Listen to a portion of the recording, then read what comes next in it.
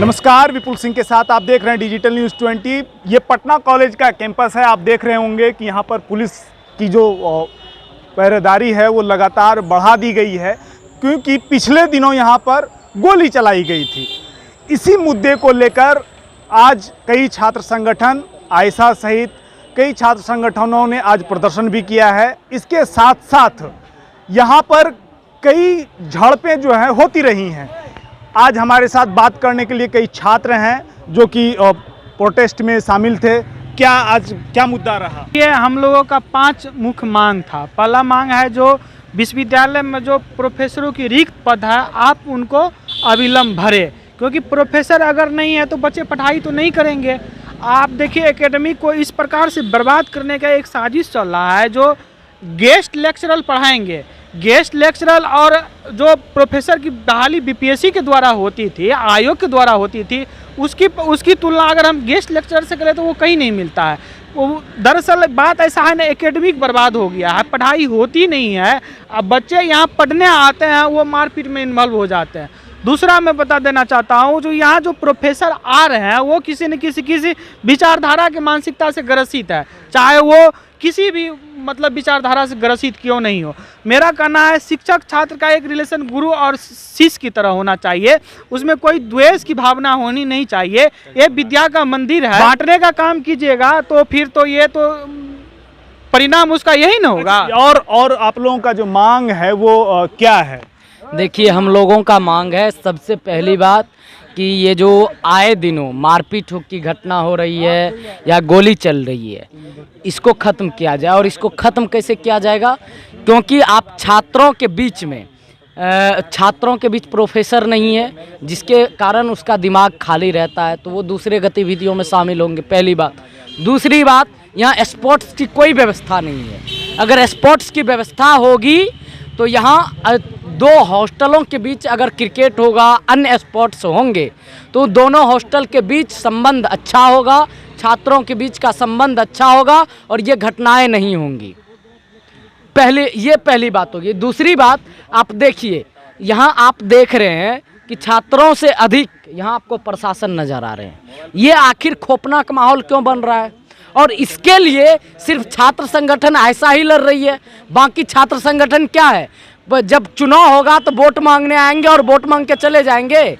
सिर्फ छात्र संगठन ऐसा के छात्र ही पटना विश्वविद्यालय के स्टूडेंट हैं, बाकी छात्र संगठन भी स्टूडेंट हैं, लेकिन उसको कोई परवाह नहीं है। तो इस कारण से ऐसी चीज़ें अगर दूसरे छात्र संगठन के तहत भी करवाया जा रहा है तो उसको चुन करके उसको इस कैंपस से रेस्टिगेट किया जाए। मेरी इतनी मांग है। और जो यहाँ पर जो आए दिनों घटनाएं होती रहती है, तो लड़ते कौन है? आखिर तो यहाँ पर तो स्टूडेंट ही आते हैं, आने की अनुमति तो विद्यार्थियों की ही है। देखिए, ये तो निश्चित नहीं है कि कौन से छात्र आते हैं, लेकिन छात्र जो है कुछ भटक गए हैं। क्यों भटक गए हैं? मुद्दा ये है क्योंकि यहाँ एकेडमिक दुरुस्त नहीं है, शिक्षकों की भारी कमी है।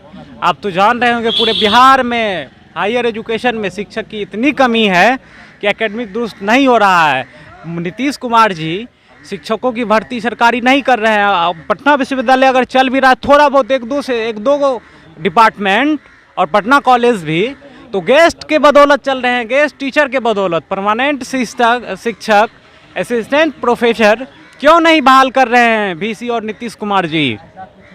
हेल्दी कल्चर अगर कैंपस रहे, कैंपस में सांस्कृतिक गतिविधि लगातार चलती रही और हॉस्टल की सुविधा, मेस की सुविधा बेहतर हो, विद्यार्थी को बौद्धिक शिक्षक अगर पढ़ाएंगे तो वो शिक्षक ये नहीं कहेंगे कि तुम गोली चलाओ और मार करो।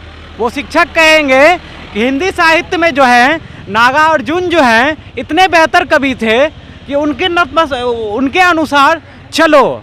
अच्छा, एक चीज़ और, जो एक तो गोली चली, दूसरा ऑनलाइन मारपीट के कारण, पहले तो कोरोना के कारण जो है ऑनलाइन पढ़ाई होती थी, अब पटना कॉलेज की ये स्थिति है कि आए दिनों मारपीट के कारण जो पढ़ाई है वो अब ऑनलाइन होने लगी है। तो ऑनलाइन पहले भी ये सामने आया कि ऑनलाइन से छात्रों का उस तरह से विकास नहीं हो पाता है, तो इसके एवज में क्या करना चाहिए?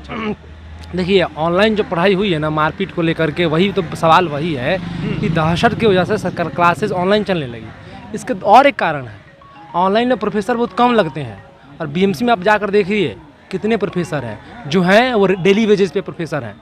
वो बीएमसी का जो एचओडी है वो हिंदी के एचओडी को बीएमसी का एचओडी है। क्यों? क्योंकि वो कमी, प्रोफेसर की कमी की वजह से हिंदी से ज़्यादा छात्र बीएमसी में है। तो सवाल एकेडमिक के बेहतरी का है। कैंपसों में छेड़खानियाँ होती हैं, ये है, कैंपसों में कमेंट किया जाता है। हम लोग, आयशा ने पहले कई बार डीन को कहा कि आप लोग जीएस, और अन्य छात्रों ने भी कहा कि जीएस सेल बनाइए, जेंडर सेंसिटाइजेशन सेल बनाइए, ताकि वहाँ पे सवाल वहाँ पे हो, जाया जाए, कुछ कंप्लेन हो, क्योंकि आम प्रिंसिपल के पास कंप्लेन होता है तो सुनता कोई नहीं है। ये करके वो करके तो जीएस सेल बनना है, ये कहा गया था। और कैंपसों में छात्र संगठनों की उपलब्धि क्या है? आयशा अलग अलग समय पर लड़ते रहा है, बाकी छात्र संगठन खाली बुलेटबाजी करते हैं, घूमते हैं कैंपस में, और जितनी आपराधिक अन्य गतिविधियां जितनी हैं, मतलब उसमें वो सभी कहते हैं। चुनाव के तरफ बरसाती मेढक की तरफ दिखेंगे। आयशा आज भी प्रोटेस्ट किया था, आप लोगों ने देखा। अलग अलग समय पर कैंपसों में सांस्कृतिक गतिविधियां भी करता है। तो एकेडमिक को दुरुस्त करने का सवाल है, वो है। ऑनलाइन में ये भी छुपाया जा रहा है कि प्रोफेसर नहीं है, उसमें सुविधा मिल रहा है कैंपस को, कुलपति चुप है, डीन चुप है, क्योंकि उसको अगर क्लास चलेगा तो संसाधन देना पड़ेगा, वो भी चाहता है कि मारपीट हो। अच्छा, इसके लिए आप निशांत, आप पुराने छात्र नेता रहे हैं और हॉस्टलों में भी गतिविधि आपकी रही है, तो हॉस्टलों की क्या रूपरेखा है अभी, या फिर वहाँ किस तरह की व्यवस्थाएं हैं? देखिए, मुझे लगता है कि हॉस्टलों की जो स्थिति है अभी काफ़ी जीर्ण अवस्था में हॉस्टल हैं। मैं हथुआ हॉस्टल रानीघाट का मैं पहले रहता था, वहाँ पे आप जाके देख लीजिए कि जहाँ पे 10 कर्मचारी होने चाहिए वहाँ पे मात्र 2 कर्मचारी हैं। मेस की सुविधा नहीं है, छात्रों को बाहर खाना खाना पड़ता है, और उसके बाद जो है सो जो भी बुनियादी सुविधाएं उनको मिलनी चाहिए वो नहीं मिल पा रही है।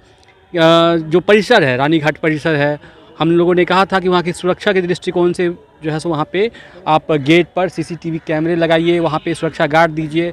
विश्वविद्यालय प्रशासन ने कोई चीज़ वहाँ पे का इंतज़ाम नहीं किया है, और छात्र जो है सो असुरक्षा में रहते हैं। वहाँ उनके भीतर असुरक्षा की भावना रहती है, और वो एकदम पूरी तरह से भयभीत रहते हैं कि कब कौन बाहरी असामाजिक तत्व आ करके और हमारे साथ मारपीट करके चला जाएगा, और वहाँ पे कोई भी अप्रिय घटना हो सकती है। आप ये रानीघाट परिसर की बात, पटना विश्वविद्यालय का जो रानीघाट में जो जितने भी छात्रावास हैं, जो पीजी छात्रावास हैं, हथुआ छात्रावास हैं, उसकी बात के साथ मैं तो कह ही रहा हूँ, लेकिन कैंपस के अंदर में जो छात्रावास हैं उसकी स्थिति भी वही है। यहाँ पे सुपरिटेंडेंट को रखा जाता है कि आप रात में आकर के छात्रों का हाल चाल लीजिए। वो एक बार दिन में आते हैं और रात में कभी आते ही नहीं हैं। तो जब सुपरिटेंडेंट नहीं आएंगे, उनको जब जिम्मेवारी दी गई है वो अपनी जिम्मेवारी नहीं निभाएंगे, तो उनको किस चीज़ का जो सुपरिटेंडेंट, उनको बर्खास्त किया जाए, उनको हटा दिया जाए। और इसके लिए सबसे बड़ी बात कि कैंपस में आप तमाम जो हॉस्टल हैं उसमें सीसीटीवी कैमरे लगने चाहिए, उसके गेट पे उस पर गार्ड रहने चाहिए प्रॉपर, और सभी हॉस्टलों में मेस की सुविधा बहुत ज़रूरी है। क्योंकि बच्चे जब दिन भर क्लास करते हैं तो उसके बाद जब वो शाम में थके हारे रूम पे आते हैं तो उनको सबसे बड़ा चिंता रहता है कि हम खाना कैसे खाएंगे। उनको या तो खुद से बनाना पड़ता है या बाहर जाके खाना। अच्छा, और यहाँ पर जो शिक्षा व्यवस्था है वो कैसी है अभी? देखिए, कभी पूरब का ऑक्सफोर्ड करने वाला पटना विश्वविद्यालय आज शिक्षकों की कमी पे ही रो रहा है, और इसीलिए मुझे लगता है कि शिक्षक अगर नहीं रहेंगे तो डिपार्टमेंट ठीक से नहीं चल पाएंगे, बच्चे पढ़ नहीं पाएंगे।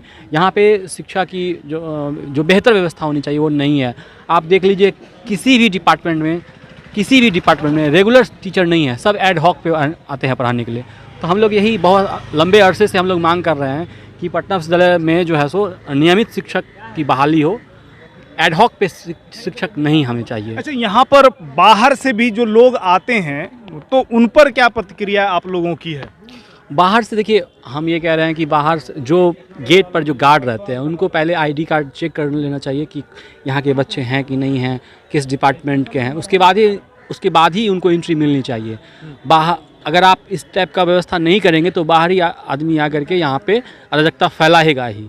तो मुझे लगता है कि पटना विश्वविद्यालय के कुलपति जो हैं माननीय गिरीश चौधरी जी, उनको सबसे पहले ये व्यवस्था करनी चाहिए कि जो गेट है, तमाम जो एंट्रीज़ हैं पटना विश्वविद्यालय के, उस पर गार्ड की व्यवस्था हो, वहाँ पे सीसीटीवी कैमरे लगे, स्टूडेंट्स के आईडी कार्ड चेक किया जाए और उसके बाद ही उनको एंट्री दिया जाए। हर एक डिपार्टमेंट में आप जाके देख लीजिए, वहाँ पे लड़कियों के लिए जो है शौचालय नहीं है, पीने का जो है सो पानी जो शुद्ध पेयजल होता है वो नहीं लगा हुआ है। कहीं भी किसी भी, चाहे आप दरभंगा हाउस में जाके देख लीजिए किस डिपार्टमेंट में आरओ लगा हुआ है, कहीं नहीं लगा हुआ है। सब जगह वही हाल है, सब बच्चे इधर उधर पानी के लिए भटकते हैं, शौचालय जाने के लिए भटकते हैं। तो मेरा ये कहना है कि हर एक डिपार्टमेंट में अच्छी शौचालय की व्यवस्था होनी चाहिए, मेल टॉयलेट अलग, फीमेल टॉयलेट अलग, और गुणवत्तापूर्ण जो पानी होता है, जो पेयजल होता है, उसकी व्यवस्था होनी चाहिए, ताकि बच्चों को इधर उधर पानी उनी के लिए नहीं भटकना पड़े। तो आप अभी सुन रहे थे कि क्या क्या समस्याएं हैं पटना कॉलेज के कैंपस में और पूरा पटना विश्वविद्यालय में, क्योंकि ये ऑक्सफोर्ड कहा जाता है ये ईस्ट का, और इसके साथ साथ कई अन्य इसकी खूबियां रही हैं। यहाँ से कई IAS IPS यहाँ तक कि जो बिहार सरकार में वर्तमान में मंत्री हैं और जो बड़े बड़े पदों पर हैं वो भी इसी कॉलेज के छात्र रहे हैं। लेकिन अभी स्थिति ऐसी है कि प्रत्येक दिन लड़ाइयाँ होती रहती है और कॉलेज कैंपस में, खासकर पटना कॉलेज में जो बाहरी लोग हैं उनका आना जाना लगातार यहाँ रहता है और बहुत संख्या में वो लोग आते हैं और यहाँ पर गलत गतिविधि करके बाहर निकल जाते हैं। और ना तो इस पर प्रशासन की नज़र है, ना तो विश्वविद्यालय प्रशासन की नज़र है, सब लोग सोए हुए हैं। खासकर शिक्षकों की बात की जाए तो एक एक विभाग में पहले तो ये कहा जाता था कि एक शिक्षक है, लेकिन अभी स्थिति ऐसी हो गई है कि ना तो उस विभाग में एक शिक्षक हैं और ना ही वहाँ की व्यवस्था ठीक ठाक चल रही है। बहुत सारे तो ऐसे विभाग हैं जो कि बंद होने के कगार पर हैं और बहुत सारे ऐसे विभाग पटना विश्वविद्यालय के जो बंद हो चुके हैं। इसी तरह के खबरों को देखने के लिए हमारे यूट्यूब चैनल को सब्सक्राइब करें। धन्यवाद। तमाम लेटेस्ट खबरों को सबसे पहले देखने के लिए सब्सक्राइब करें डिजिटल न्यूज़ 20।